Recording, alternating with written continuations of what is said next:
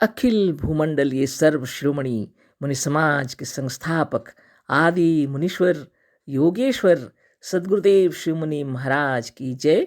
उपस्थित मुनि वृंद, साधु सज्जन वृंद, संत वृंद, साधक वृंद, आध्यात्म ज्ञान के जिज्ञासुओं और प्रेमियों, सभी श्रोता वृंद, आप सबको मेरा कोटिशः नमन, सप्रेम जय जीव। तो आध्यात्मिक चर्चा चल रही है और हम लोग सद्गुरुदेव शिव मुनि महाराज रचित ग्रंथ निरोग होने का अद्भुत उपाय से चर्चा कर रहे हैं। अध्याय 10 पर चर्चा हो रही है, जीवनी शक्ति और प्रकृति चिकित्सा। तो खूब चर्चा हुई इस बीच में, लेकिन कल भी पूरा नहीं हो सका है ना। आज फिर उसको थोड़ा कहकर पूरा कर देते हैं। तो सद्गुरुदेव हम लोग इतना सुंदर समझाए कि शरीर में प्रकृति से ही ऐसा विधान किया हुआ है आत्मदेव ने कि शरीर का कोई भी बीमारी हो वो उसको अपने आप अच्छा कर लेगी, है ना। प्रकृति स्वयं अच्छी कर लेगी। ये प्रकृति क्या है? ये प्रकृति भी आत्मा के अंदर है ना। प्रकृति है स्वभाव। आत्मदेव स्वयं अपने स्वभाव से शरीर को निरोग कर देते हैं अपनी प्रकृति से। सारा विश्व ब्रह्मांड भी उन्हीं के इशारे पर चल रहा है, मगर अकेला नहीं, समष्टि आत्मा के इशारे पर, है ना। तो सद्गुरुदेव का कहना है कि अपने शरीर को स्वस्थ और निरोग रखने के लिए नियमित योगाभ्यास करना चाहिए। आज ब्रह्मांड में देखिए, जितने भी स्वस्थ और निरोग आपको दिखलाई पड़ रहे हैं, उन सब का कारण आप पता लगा लीजिए। वो स्वयं अपने आप का पूरा ध्यान रखते हैं, है ना। जो अपने आप का पूरा ध्यान रखते हैं, जो स्वस्थ निरोग सुंदर दिखना चाहते हैं, युवा दिखना चाहते हैं, वो सब लोग कठिन परिश्रम करते हैं। अगर कठिन परिश्रम नहीं भी करते हैं तो थोड़ा बहुत योगाभ्यास अवश्य ही करते हैं, है ना। शरीर को स्वस्थ सुंदर युवा बनाए रखने के लिए अपने आप का ध्यान रखना बहुत ज़रूरी है ना। सभी जितने लोग हैं योग कर रहे हैं या तो जिम जा रहे हैं, एक्सरसाइज कर रहे हैं, सब कुछ अपने शरीर को स्वस्थ सुंदर बनाने के लिए अच्छे भोजन कर रहे हैं, है ना। कितना जरूरी है। जो अपना ध्यान रखते हैं वो अवश्य ही शरीर स्वस्थ निरोग निरामय रहता है। और जितने भी अभी इस ब्रह्मांड में और ज़्यादातर हमारे भारत भूमि में जितने भी हैं योगी लोग, जो साधन ध्यान तपस्या खुद करते हैं, वो लोग भी अपना अनुभव से अपने शिष्यों को उसका रोग का समाधान बताते रहते हैं, अपना एक्सरसाइज बताते हैं। कितने तो जड़ी बूटियां का अपने तरीके से प्रयोग बता रहे हैं।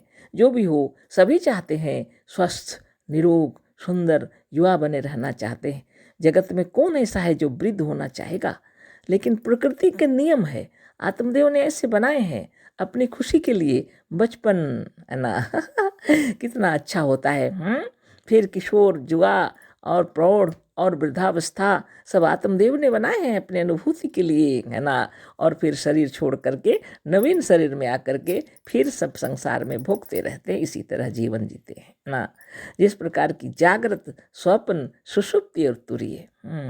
जाग रहे हैं हम लोग। अभी जागते जागते थक जाएंगे तो स्वतः नींद आएगी। अभी सुबह सुबह भोर में नींद नहीं आएगी, है ना। लेकिन हो सकता है आ जाए, है ना। योगाभ्यास करते करते कभी कभी नींद, गहरी नींद आ जाती है।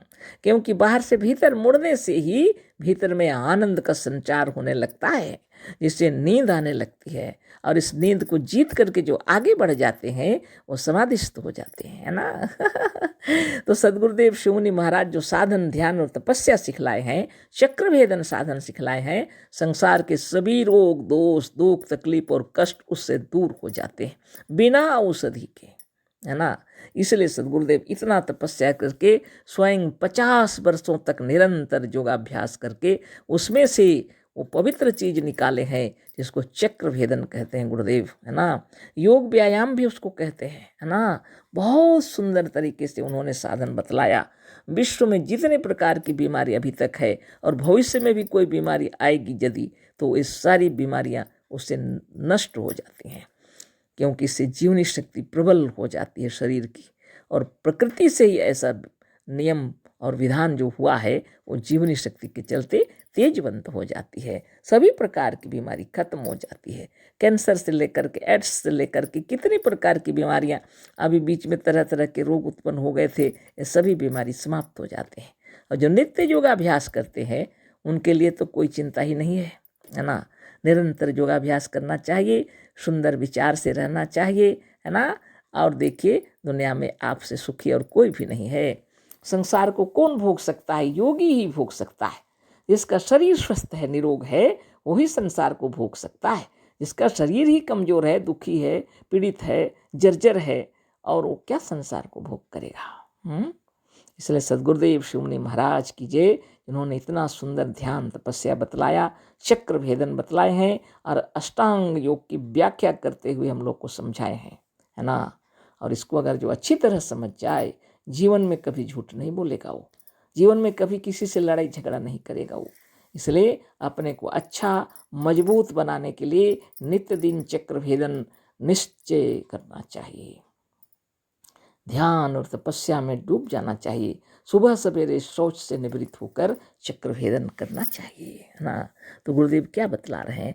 अंत में कहना यह है कि जहाँ तक हो सके दवा ना करना ही अच्छा है। सदगुरुदेव बहुत समझा के बतला रहे हैं। अंत में यह कहना उनका है कि दवा ना करना ही अच्छा है। रोगों को देखकर डरना नहीं चाहिए। यह रोग नहीं है, प्रकृति का प्रबंध है जो शरीर की सफाई के लिए जीवनी शक्ति द्वारा हुआ करता है। बहुत सुंदर से समझाए हैं सदगुरुदेव। डरो मत बोल रहे हैं, किसी भी रोग को देख करके डरो मत। यह प्रकृति की ओर से ही प्रबंध किया हुआ है। शरीर के अंदर में कुछ मैल है, जिसको आत्मदेव निकाल देने के लिए जीवनी शक्ति के द्वारा यह कार्य हो रहा है, सफाई का कार्य। तुम बस ध्यान करो और चक्र भेदन करो, स्वतः धीरे धीरे सारी तकलीफ दूर हो जाएगी, है ना। अतः घबराने की आवश्यकता नहीं, कभी नहीं घबराओ ना। प्रकृति स्वयं जीवनी शक्ति की सहायता से जिसे आप रोग कहते हैं उसे दूर कर देगी।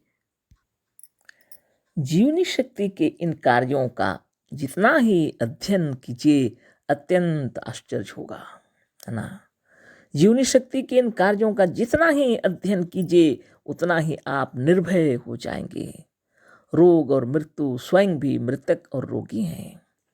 ये बहुत मार्के की बात है, घबराना नहीं चाहिए। गुरुदेव बोल रहे हैं प्रकृति स्वयं जीवनी शक्ति की सहायता से जिसे आप रोग कहते हैं उसे दूर कर देगी, लेकिन नियमित योगाभ्यास करना पड़ेगा। आप जब योगाभ्यास करेंगे तब ठीक हो जाएगा। बहुत ही असाध्य बीमारियां जिसको डॉक्टर भी मना कर दिए हैं, जहाँ डॉक्टर की दवाइयाँ काम नहीं करती हैं, वह सब भी योग से, ध्यान से, तपस्या से और योग व्यायाम जिसको चक्र भेदन गुरुदेव कह रहे हैं, समस्त प्रकार के रोग दोष दुख तकलीफ दूर हो जाते हैं। लेकिन इसको खुशी से करना, अपने मन लगा के करना, नियमित अपने आप को साधन करना चाहिए, है ना। जब तक आप ध्यान से नहीं करेंगे उसका प्रभाव नहीं पड़ेगा। इसलिए ध्यान से साधन, ध्यान तपस्या की जाती है। एकांत में अपने रूम में अच्छा से ध्यान लगाकर चक्र भेदन किया जाता है।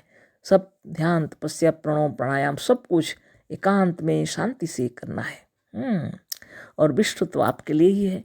फिर भ्रमण करिए, आप बाहर दुनिया में घूमिए, आप भोजन पान आनंद पूर्वक अपना जो आपको पसंद आए रुचि अनुसार भोजन कीजिए, शरीर स्वस्थ हो जाएगा, है ना। तो गुरुदेव कह रहे हैं चिंता मत करो और दुखी भी मत हो और घबराओ मत बोल के हम लोग को समझा रहे हैं। निर्भय हो जाओ कहते हैं, है ना। क्योंकि जीवनी शक्ति का कार्य है यह अध्ययन जो है, अपना शरीर स्वस्थ हो रहा है, गुरुदेव कह रहे हैं, है ना। जीवनी शक्ति के इन कार्यों का जितना ही अध्ययन कीजिएगा, जितना मतलब इस पर ध्यान दीजिएगा, आप आश्चर्यचकित हो जाएंगे। ये जीवनी शक्ति क्या क्या नहीं करती है ना। जितना ही अध्ययन कीजिएगा उतना ही निर्भय हो जाएंगे, है ना। रोग और मृत्यु स्वयं भी मृतक और रोगी है। रोग की भावना ही नहीं करनी चाहिए और मृत्यु की भावना, ये दोनों ही आपको, मृत्यु और रोग आपको निष्प्राण कर देते हैं, यानी निष्क्रिय कर देते हैं, यानी आपके अंदर से शक्ति क्षीण हो जाती है। इसलिए इन सब से हटकर शुभ भावना मंत्र करते रहें, निरंतर प्रसन्नता से रहें। कहना आसान है कि प्रसन्नता से रहें, लेकिन आप जब योग करेंगे तो आप इतने प्रसन्न रहेंगे कि दुख तो आपको छू भी नहीं सकता, है ना। मृत्यु और रोग में इतनी शक्ति नहीं है कि वह किसी सजीव प्राणी का सामना कर सके। सजीव प्राणी के अंदर कब मृत्यु प्रवेश कर, जब वो सोच लेता है कि अब हमारी मृत्यु हो जाएगी, तब होगा ही होगा, है ना। समय अनुसार मृत्यु हो जाएगी। इसलिए आप अगर स्वस्थ रहना चाहते हैं तो रोग की चिंता मत कीजिए। रोग दुख बीमारी जितना चिंता करेंगे आ जाएंगे आपके भीतर, क्योंकि करने वाली शक्ति आप हैं। जो भावना करेंगे वही होगा, है ना। तो बहुत ही विचित्र बात है। इसीलिए सदगुरुदेव कह रहे हैं कि इस जीवनी शक्ति के विषय में अगर अच्छा ज्ञान हो जाएगा तो आप निर्भय हो जाएंगे।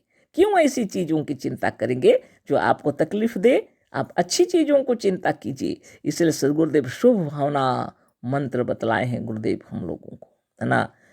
जिसको लोग प्रार्थना कहते हैं, है ना, जिसको लोग प्रार्थना कहते हैं, लेकिन प्रार्थना तो बाहर के ईश्वर मान करके लोग कर रहे हैं, लेकिन गुरुदेव शुभ भावना बोले हैं, क्योंकि ईश्वर तो आप स्वयं हैं। सकल सृष्टि के रचयिता आप स्वयं हैं, इस शरीर के मालिक आप स्वयं हैं। तो भावना ही शुभ करना है। अब भावना अगर गलत किए तो सृष्टि होगी गलत। गलती आपकी है भाई, किसी की गलती नहीं है ना। आप अगर अच्छा रहना चाहते हैं तो शुभ विचार से रहिए, शुभ भावना कीजिए। और अगर बीमारी चाहते हैं तो और मेरा उसमें कुछ कहना नहीं है ना।